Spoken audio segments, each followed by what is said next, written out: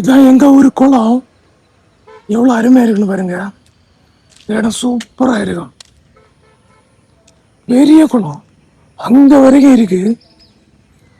Super குளம்.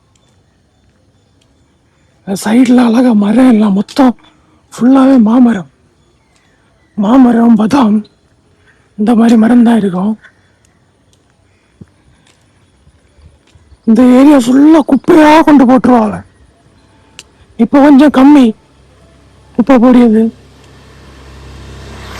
இங்க குப்பையா கொண்டு போடுவாங்க. நம்ம பஞ்சாயத்துல வந்து கிளீன் பண்ணிட்டு இதான் பிரச்சனை. நேற்று இப்படிதான் ஒரு ஆள் குப்பை கொண்டு போட்டாரு. நான் அடிக்கடி வீடியோ எடுத்து இன்ஸ்டாகிராமில் போடுவேன். நேற்று இப்படிதான் நான் நடக்கும்போது காலையில் வந்து நடப்பேன். ஒரு 6 மணிலேருந்து ஒரு 7:30 வரை 7 மணி வரை எல்லாம் நடப்பேன் இந்த ரோட்டில். ஏரியா பாருங்க.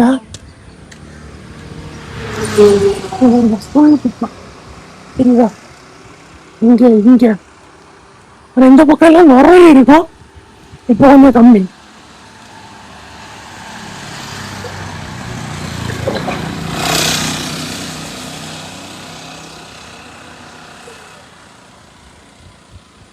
நிறைய குப்பையாகவே இருக்கும்.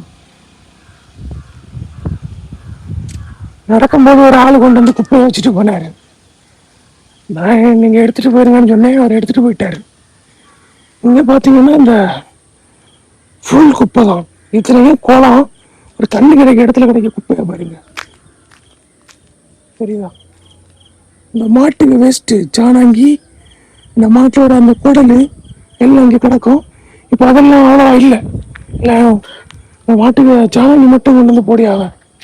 குடல் போன நேற்று பார்த்தேன் இல்லை.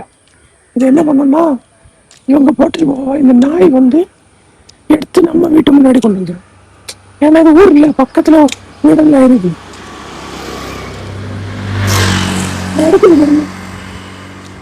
இந்த மாதிரி எடுத்துட்டு வந்து நம்ம வீட்டு முன்னாடி போட்டுட்டு போயிடும். இப்படி நிறைய குப்பை இங்க வரும். கூடுதலும் டைப்பர்ஸ். பஞ்சாயத்துல வந்து டைப்பர்ஸ் எடுக்க மாட்டாங்களாம். அது என்ன காரணம்னு தெரியல. அது நம்ம டைப்பர்ஸ் முடிஞ்சாலும் யூஸ் பண்ணாம இருக்கிறது ரொம்ப நல்லது.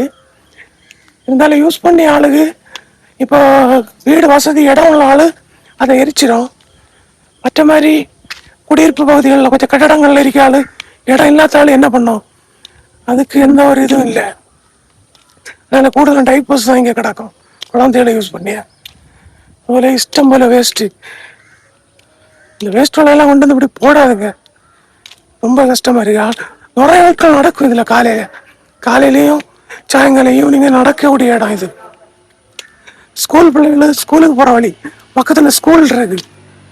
சரி, அப்போ பார்ப்போம்.